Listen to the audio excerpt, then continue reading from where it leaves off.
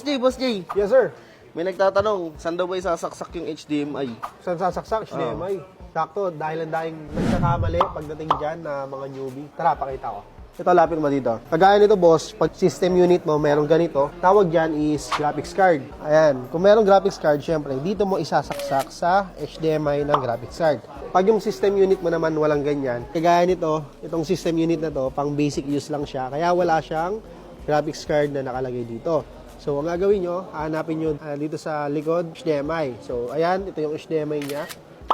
Ayan, dyan nyo siya isasaksak pag walang graphics card. Ganun lang ka-basic ang explanation natin. So, anyway, dire-ready na natin yung mga item natin na papuntang Uniprint Pampanga. Tapos, yan, puro Pampanga pala to, mga boss. Mga laptop. Ito, laptop yan. Ito yung mga freebies.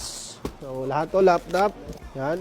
Mga freebies, mga bag. Sister company namin yung Uniprint Pampanga. Kung malapit ka doon, pwede ka doon umorder, boss. Ito yung page nila. Pwede kayo mag-direct message yan. Siyempre, dito lang yan sa UniPC where affordability meets the quality.